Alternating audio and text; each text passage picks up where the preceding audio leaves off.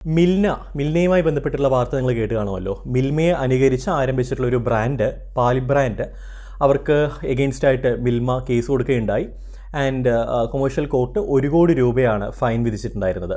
അപ്പം ഈ ഒരു വിഷയവുമായി ബന്ധപ്പെട്ടുള്ള ചില കാര്യങ്ങൾ എനിക്ക് ഷെയർ ചെയ്യാനുണ്ട്. കാരണം ഇൻസ്റ്റാഗ്രാമിൽ ഇതുമായി ബന്ധപ്പെട്ടുള്ള ഞാൻ ചെറിയൊരു റീൽ ചെയ്തതിന് ശേഷം ഒരുപാട് പേര് ചോദിക്കുകയുണ്ടായി, ഇവർക്ക് എങ്ങനെ മിൽമയെ കോപ്പി അടിച്ചിട്ടുള്ളൊരു ബ്രാൻഡാണ്, അപ്പം എങ്ങനെ ഇവർക്ക് ട്രേഡ് മാർക്ക് രജിസ്ട്രേഷൻ കിട്ടി? അപ്പം അതിനുള്ള ഉത്തരം ഞാൻ പറഞ്ഞുതരാം.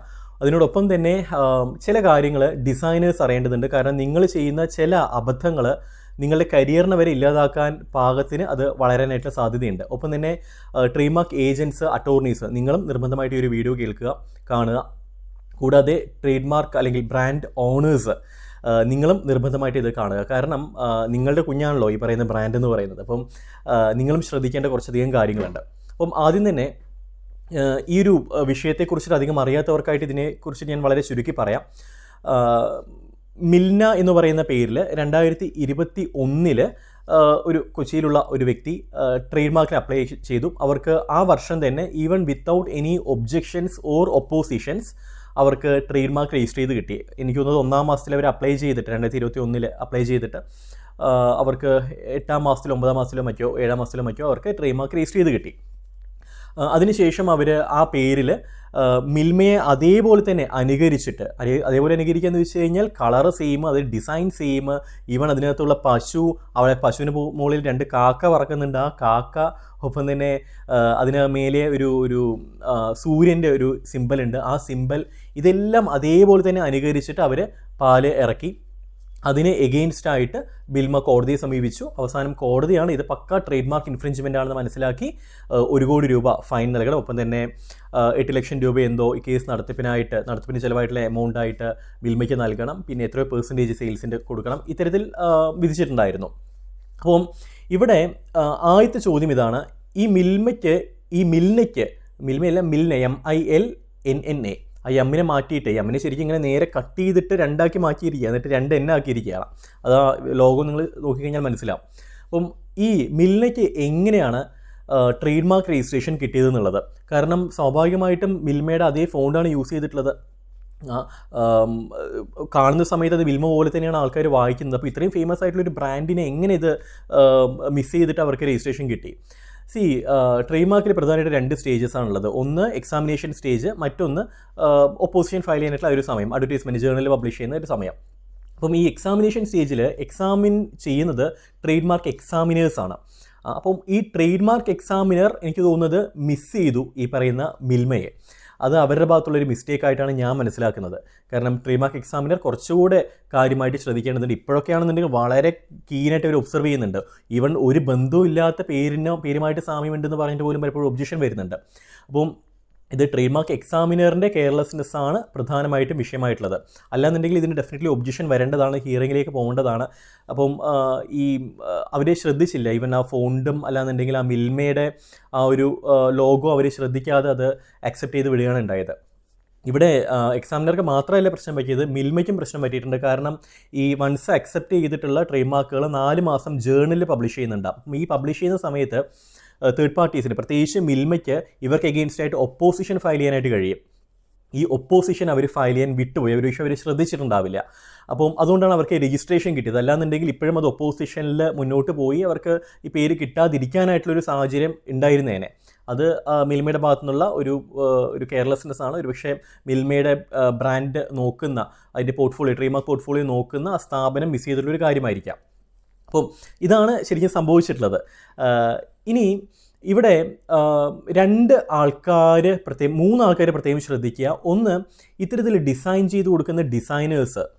നോക്കൂ, ട്രേഡ് മാർക്ക് നിയമത്തിൽ പ്രത്യേകം പറയുന്നുണ്ട്, നിങ്ങൾ ഒരു പേരിനെയോ അല്ലാന്നുണ്ടെങ്കിൽ ഒരു ലോഗോനെയോ ഒരു ഡിസൈനെയോ കോപ്പി ചെയ്തിട്ടാണ് ചെയ്യുന്നതെന്നുണ്ടെങ്കിൽ, അത് പ്രശസ്തമായിട്ടുള്ള ഒരു ലോഗോനെ, പേരിനെയോ പാക്കേജിനെയോ കോപ്പി ചെയ്തിട്ടാണ് ചെയ്യുന്നതെന്നുണ്ടെങ്കിൽ, ഒരു ബ്രാൻഡ് ഇറക്കുന്നുണ്ടെങ്കിൽ, ആ ബ്രാൻഡ് ഡിസൈൻ ചെയ്തിട്ടുള്ള, ഇൻറ്റൻഷനലി ഡിസൈൻ ചെയ്തിട്ടുള്ള ഡിസൈനർ, ആ ബ്രാൻഡ് അല്ലെങ്കിൽ അതിൻ്റെ പാക്കേജിങ് പ്രിൻ്റ് ഔട്ട് എടുത്തിട്ടുള്ള ആ ഒരു പ്രിൻ്റർ, ഒപ്പം തന്നെ പ്രിൻറ്റിങ് ടീം, അതിനോടൊപ്പം തന്നെ ഇത് സ്റ്റോർ ചെയ്തിട്ടുള്ള സ്ഥാപനങ്ങൾ, സെല്ല് ചെയ്യുന്ന ടീംസ്, ഒപ്പം തന്നെ ഈ ബ്രാൻഡിൻ്റെ ഓണർ, ഇവരെല്ലാവരും കൂട്ടുപ്രതികളാവും. അങ്ങനെ ആയിക്കഴിഞ്ഞാൽ ഇവരെല്ലാവരും ഉത്തരവാദികളാണ് ഇതിനകത്ത്. ഈ തെറ്റിന് കുടപിടിക്കുന്ന ആൾക്കാരാണ് ഈ പറയുന്ന എല്ലാവരും. അപ്പം എല്ലാവർക്കും എഗെയിൻസ്റ്റ് ആയിട്ടും ട്രേഡ് മാർക്ക് നിയമത്തിലെ സെക്ഷൻ 103 പ്രകാരം കേസ് എടുക്കാവുന്നതാണ്.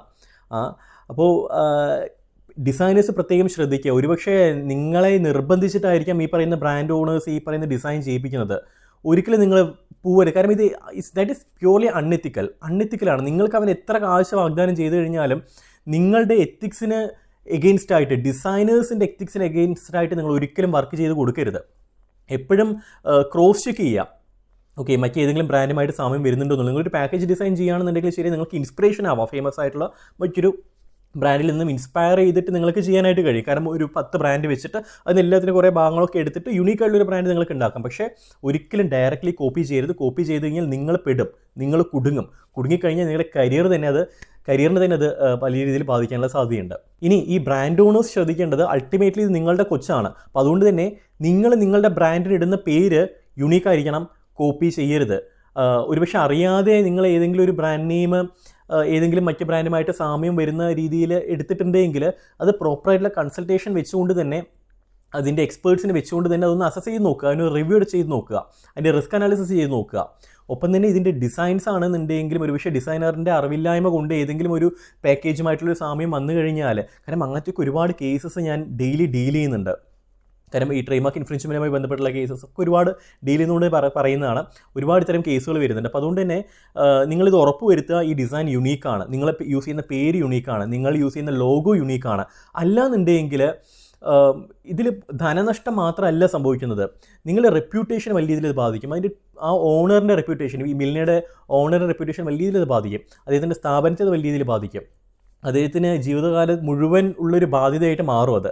ഒരുപക്ഷെ അദ്ദേഹത്തിന് അപ്പീൽ പോയിട്ട് ഒരുപക്ഷെ എന്തെങ്കിലുമൊക്കെ അവർക്ക് ചെയ്തിട്ട് ഒന്ന് ഊരിപ്പോരാൻ കഴിയും. പക്ഷേ സ്റ്റിൽ ഊരിപ്പോരാനുള്ള സാധ്യത വളരെ കുറവാണ്. പക്ഷേ സ്റ്റിൽ അവരുടെ റെപ്യൂട്ടേഷൻ അത് വലിയ രീതിയിൽ ബാധിക്കുന്നുണ്ട്. അപ്പോൾ അതുകൊണ്ട് നിങ്ങൾ ഒരിക്കലും ഇത്തരത്തിലുള്ള കള്ളത്തരങ്ങൾ അറിഞ്ഞോ അറിയാതെയോ ചെയ്യരുത്. പലരും അറിയാതെയാണ് വീണു പോകുന്നത്. അതുകൊണ്ടാണ് പറയുന്നത്, എപ്പോഴും നമ്മളൊരു സാധനം ഡിസൈൻ ചെയ്യുന്ന സമയത്തോ പേര് ഡിസൈഡ് ചെയ്യുന്ന സമയത്തോ എല്ലാം എക്സ്പേർട്സിനെ കൊണ്ട് ചെയ്യിക്കുക എന്നുള്ളത്. കാരണം ലക്ഷങ്ങൾ മുടക്കിയിട്ടുള്ളൊരു ബ്രാൻഡായിരിക്കാം നിങ്ങൾ. അതിൻ്റെ ഒരു പാക്കേജ് ഡിസൈന് നിങ്ങൾ ഒരു മണിക്കൂർ കൂലിക്ക് വർക്ക് ചെയ്യുന്ന ഒരാളുടെ അടുത്ത് പോയിട്ട്, ഒരു പ്രിൻറ്റിങ് ഷോപ്പിൽ പോയിട്ട് അവിടെ ഇരുത്തിക്കൊണ്ട് നിങ്ങൾ ഡിസൈൻ ചെയ്യിപ്പിക്കുക എന്ന് പറയുന്നത്, ഒരു 500 രൂപയ്ക്കോ 1000 രൂപയ്ക്കോ ഒക്കെ ഡിസൈൻ ചെയ്യിപ്പിക്കുക എന്ന് പറയുന്നത് ആലോചിച്ച് നോക്കിയേ എത്രത്തോളം നല്ല പ്രവൃത്തി അല്ല എന്നുള്ളത്. അവിടെ ഇത് വൺസ് നിങ്ങൾ ചെയ്തു കഴിഞ്ഞാൽ അത് വെച്ചിട്ടാണ് നിങ്ങൾ ലക്ഷങ്ങൾ സ്പെൻഡ് ചെയ്യാൻ പോകുന്നത്, അതിൻ്റെ പാക്കേജ് പ്രിൻറ്റ് ചെയ്യാനും എല്ലാത്തിനുമായിട്ട്. അപ്പം അതിൽ നിങ്ങൾക്ക് ഒരിക്കലും നഷ്ടം വരരുത്. ഈ പറയുന്ന ഡിസൈൻ എപ്പോഴും യുണീക്കാണ് എന്നുള്ളത് ഉറപ്പ് വരുത്തുക. ഇനി എനിക്ക് പറയാനുള്ളത് ട്രേഡ് മാർക്ക് ഏജൻറ്റ്, അറ്റോർണീസ് ഇവരോടൊക്കെയാണ്. ഞാനൊരു ട്രേഡ് മാർക്ക് ഏജൻറ്റാണ്. വർഷങ്ങൾ പ്രാക്ടീസ് ചെയ്ത് പഠിച്ച്, നിയമങ്ങൾ കംപ്ലീറ്റ് പഠിച്ച്, പല എക്സാംസിലൂടെ കടന്നുപോയി, വൈവ കടന്നുപോയിട്ട് പാസ്സായിട്ടുള്ള വ്യക്തിയാണ് ഞാൻ. ഇന്ത്യയിൽ എനിക്ക് 4ാമത്തെ റാങ്കായിരുന്നു, കേരളത്തിലാണെങ്കിൽ ഫസ്റ്റ് റാങ്ക്.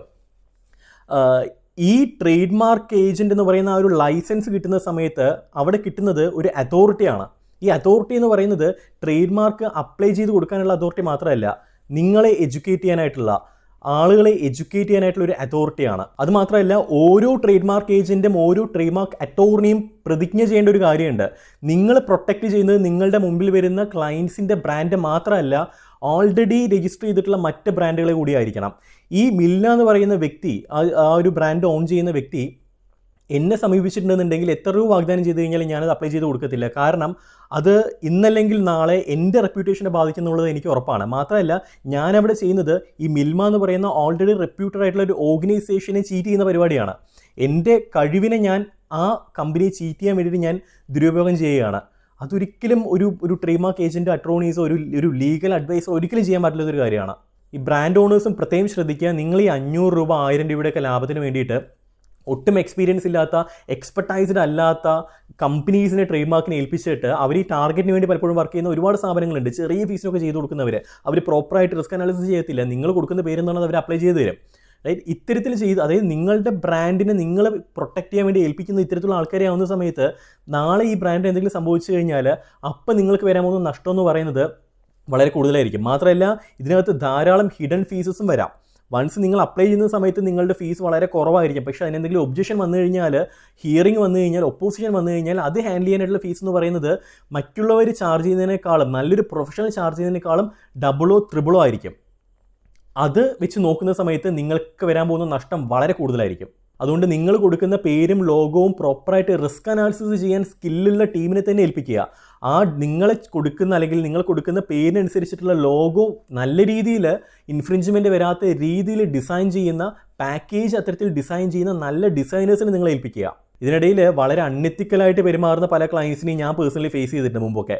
കാരണം അവർ ട്രേഡ് മാർക്ക് അപ്ലൈ ചെയ്യാനായിട്ട് നമ്മളെ സമീപിക്കും, നമ്മളെല്ലാ കാര്യങ്ങളും പറഞ്ഞു കൊടുക്കും. അതിനുശേഷം അവർ നമുക്ക് പേര് അയച്ചു തരും.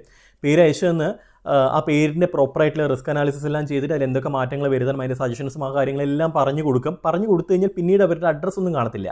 പിന്നീട് കുറച്ച് കഴിഞ്ഞ് നോക്കുന്ന സമയത്തായിരിക്കും അവർ ഓൾറെഡി പിന്നീട് ആ പേര് വേറെ ഏതൊരു ഏജൻസിനെ ഏൽപ്പിച്ചിട്ട്, ഒരുപക്ഷെ ചുരുങ്ങിയ ഒരു 500,000 രൂപയ്ക്ക് ലാഭത്തിനായിരിക്കാം അവർ മറ്റൊരു ഏജൻസിനെ ഏൽപ്പിച്ചിട്ട് ചെയ്തതായിട്ട് കാണുന്നുണ്ടാവും. അപ്പോൾ ഞങ്ങൾ വളരെ കൃത്യമായിട്ട് പറയുന്നുണ്ട്, എൻക്വയറി വരുന്ന സമയത്ത് തന്നെ ഡീറ്റെയിൽസ് എല്ലാം അയച്ചു കൊടുത്ത് ഇതെല്ലാം നിങ്ങൾ നോക്കുക, ഓക്കെ ആണെന്നുണ്ടെങ്കിൽ മാത്രം പേര് ചെക്ക് ചെയ്യാനായിട്ട്, സെർച്ച് ചെയ്യാനായിട്ട് ഞങ്ങളെ ഏൽപ്പിക്കുക എന്ന് പ്രോപ്പറായിട്ട് പറയാം. പക്ഷേ ഇപ്പോഴും സ്റ്റിൽ ചിലരെങ്കിലും ഇത്തരത്തിലുള്ള വളരെ അൺഎത്തിക്കലായിട്ടുള്ള ബിഹേവിയർ കാണിക്കാറുണ്ട്. അപ്പം അത്തരത്തിലുള്ള ആൾക്കാർ ഡെഫിനറ്റ്ലി ബിസിനസ്സിൽ ഒരിക്കലും വളരത്തില്ല. അതങ്ങനെയാണല്ലോ ബിസിനസ്സിൻ്റെ ഒരു രീതി എന്ന് പറയുന്നത്. അവർക്ക് വളരാൻ കഴിയത്തില്ല. So finally as a brand owner നിങ്ങൾ നിർബന്ധമായിട്ട് നിങ്ങളുടെ ബ്രാൻഡിൻ്റെ ഫൗണ്ടേഷൻ ബിൽഡ് ചെയ്യുന്നത് ഉറപ്പുവരുത്തുക. അത് പ്രൊഫഷണൽസാണ് ചെയ്യുന്നതെന്നുള്ളത്, അത് എവിടെ നിന്നും കോപ്പി അടിച്ച് ചെയ്യുന്ന രീതി അല്ല എന്നുള്ളത്. ആൻഡ് പ്രോപ്പറായിട്ടുള്ള റിസ്ക് അസസ്മെൻറ്റ് എല്ലാം ചെയ്തിട്ടാണ് നിങ്ങൾ ട്രേഡ് മാർക്കിന് അപ്ലൈ ചെയ്തിട്ടുള്ളത് എന്നുള്ളത്. ആൻഡ് ഈ മിൽമയുടെ കേസ് അങ്ങനെയല്ല കേട്ടോ. മിൽമയുടെ കേസ് ശരിക്കും അയാൾ ഇൻറ്റൻഷനലി ചെയ്തിട്ടുള്ളതാണ്. അതേപോലെ കോപ്പി അടിച്ചിട്ട് മിൽമയുടെ മാർക്കറ്റ് ഷെയർ നേടാൻ വേണ്ടി ചെയ്തിട്ടുള്ള പരിപാടിയാണ്. അപ്പോൾ അത് ഇതുമായിട്ട് കമ്പയർ ചെയ്യരുത്. പക്ഷേ നിങ്ങൾ അറിയാതെ പോലും നിങ്ങൾ ഇത്തരത്തിലുള്ള കുഴികളിൽ ചെന്ന് ചാടരുത്. ഒരു കാര്യം കൂടി, ഇൻ്റലക്ച്വൽ പ്രോപ്പർട്ടിയുമായി ബന്ധപ്പെട്ടിട്ടുള്ള, അതായത് ട്രേഡ് മാർക്ക്, കോപ്പിറൈറ്റ് പോലെയുള്ള സർവീസസ് എക്സ്ക്ലൂസീവായിട്ട് പ്രൊവൈഡ് ചെയ്യുന്ന ഒരു സ്ഥാപനം നമ്മൾ സ്റ്റാർട്ട് ചെയ്തിട്ടുണ്ട്. IP മാസ്റ്റർ എന്നാണ് പേര്. അപ്പോൾ അതിൻ്റെ വെബ്സൈറ്റ് നിങ്ങൾക്ക് സമീപിക്കാം. ആൻഡ് കൂടുതൽ ഡീറ്റെയിൽസിനായിട്ട് നമുക്ക് ഈ നമ്പറിൽ, താഴെ കാണുന്ന നമ്പറിൽ കണക്ട് ചെയ്യാം. മറ്റൊരു വിഷയമായിട്ട് കാണാം. അതിൽ Siju Rajan signing off. Good bye.